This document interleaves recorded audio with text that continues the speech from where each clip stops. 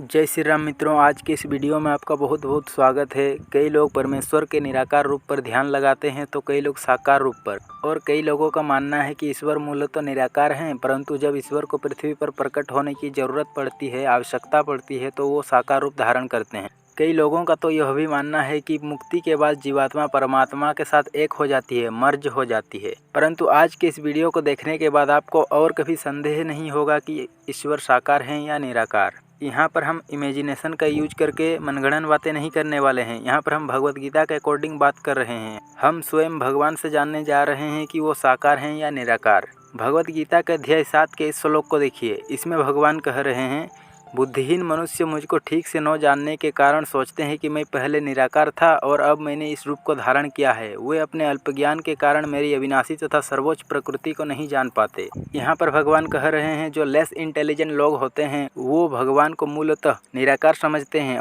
और कहते हैं जब भगवान को आवश्यकता होती है तो वो साकार रूप धारण करते हैं। ऐसा बुद्धिहीन मनुष्य समझते हैं, परंतु वास्तविकता में वो साकार रूप में रहते हैं। ये जो भगवान का साकार श्री कृष्ण रूप है, नित्य है, अविनाशी है, इस रूप में वो रहते हैं। इस श्लोक से यह स्पष्ट हो जाता है।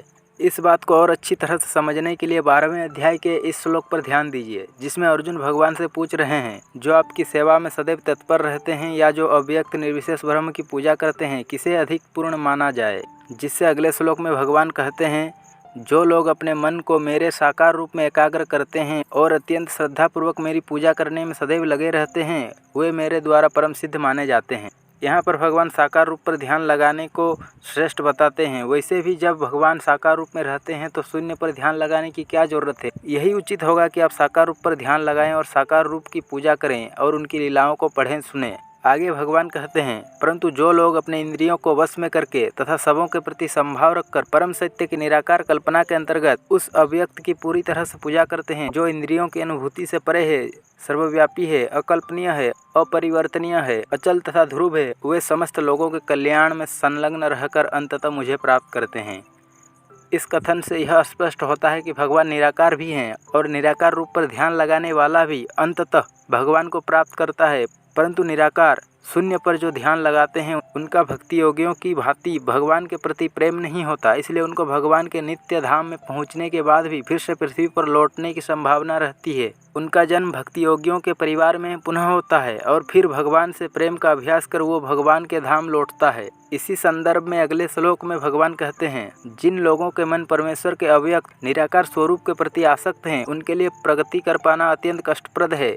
देहधारियों के लिए इस क्षेत्र में प्रगति कर पाना सदैव दुष्कर होता है। जैसा कि आपने सुना, जो शून्य पर, नथिंगनेस पर ध्यान लगाते हैं, जो निराकार परब्रह्म परमेश्वर के प्रति आसक्त हैं, उनका प्रगति कर पाना अत्यंत कष्टप्रद है, क्योंकि शून्य अर्थात कुछ भी नहीं पर ध्यान लगाना अत्यंत कठिन है और सारी इंद्रियों को वश में करना भी काफ़ी कठिन है।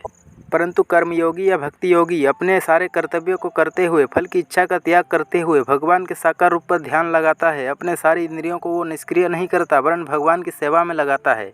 भक्त हाथों से मंदिर की साफ सफाई करता है, पैरों से तीर्थों की यात्रा करता है, नेत्रों से भगवान का दर्शन करता है, श्रवण इंद्रियों से भगवान का कथा सुनता है, घ्राण इंद्रिय से भगवान के चरण कमलों में अर्पित तुलसी या फूलों का गंध लेता है, जीवा से भगवान का उच्चिष्ट अर्थात प्रसाद ग्रहण और भगवान का गुणगान तथा कीर्तन करता है।